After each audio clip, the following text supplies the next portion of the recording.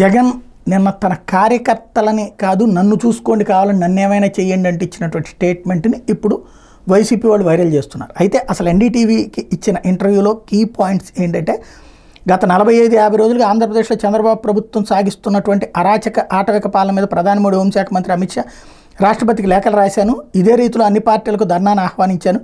TDP ప్రభుత్వ అరాచకాలకు సంబంధించి వీడియో క్లిప్పింగ్లు ఫోటోలు చూశాక ఈ దారుణకాండను ఖండించాలా వద్దా అన్నది నిర్ణయించుకోవాలని విజ్ఞప్తి చేశాను. ప్రజాస్వామ్యం అంటే సమన్యాయం లేకపోతే అది ప్రజాస్వామ్యం ఎలా అవుతుంది? మేము అధికారంలో ఉన్నప్పుడు ఇలాంటి ఘటనలకు ఆస్కారం ఇవ్వలేదు. ఇప్పుడు అధికారంలోకి వచ్చిన చంద్రబాబు ప్రభుత్వం వైఎస్ఆర్సీపీ కార్యకర్తలు సానుభూతి పరులు టీడీపీకి ఓటు వేయని ప్రజలపై దాడులు చేస్తూ కొత్త వరవడిని సృష్టిస్తోంది. ఇట్లాంటి అరాచకాలను ఖండించకపోతే ప్రజాస్వామ్యం మనుగడ సాగించదు అంటూ ఒకటి. అట్లాగే రాష్ట్రంలో చంద్రబాబు ప్రభుత్వం సాగిస్తున్నటువంటి దాని మీదన అఖిలేష్ వచ్చారు. ఆయన ఇండియాలో కూటమిలో భాగస్వామి. మీరు సంఘీభావం తెలపడాన్ని బట్టి చూస్తే రాజకీయ పునరుద్ధరణ జరుగుతుందంటే మీరు ఐఎన్డీఏ కూటమిలోకి వెళ్ళబోతున్నారంటే ఆంధ్రప్రదేశ్లో కూటమి ప్రభుత్వం అధికారంలోకి వచ్చినప్పటి నుంచి హత్యా ప్రయత్నాలు, దాడులు, ఆస్తుల విధ్వంసాలు యథేచ్ఛగా కొనసాగిస్తోంది. సీఎం చంద్రబాబు కుమారుడు లోకేష్ రాష్ట్ర వ్యాప్తంగా రెడ్ బుక్ పేరుతో హోర్డింగ్లు పెట్టి ఆ హోర్డింగ్లో వైఎస్ఆర్సీపీ నాయకులు, కార్యకర్తలు, అధికారుల పేర్లు ప్రచురించి టీడీపీ శ్రేణులను దాడులకు పురిగొల్పుతున్నారు.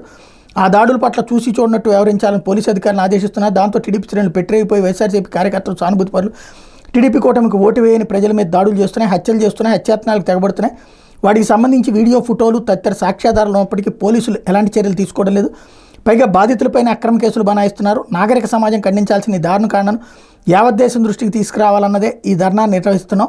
టీడీపీ కూటమి ప్రభుత్వ హత్యాయత్నాలు, దాడులకు సంబంధించిన వీడియో, ఫోటోలతో ఎగ్జిబిషన్ ఏర్పాటు చేశాం. దీన్ని సందర్శించాలని అన్ని రాజకీయ పార్టీలకు ఆహ్వానించాం. సమాజ్వాదీ చీఫ్ అఖిలేష్ యాదవ్ని ఆహ్వానించాం అని చెప్తూ అంతే తప్పించి తాము అటు వెళ్ళట్లేదని పరోక్షంగా చెప్పుకొచ్చారు. పునరేకీకరణ అన్నటువంటి పాయింట్కి సంబంధించి నేను నరేంద్ర మోడీ అపాయింట్మెంట్ కోరాను, అమిత్ షా అపాయింట్మెంట్ కోరాను అన్నటువంటి పాయింట్ చెప్పడం ద్వారా ప్రత్యేకించి తప్పించుకునే ప్రయత్నం చేశారు ఆ ఇష్యూలో.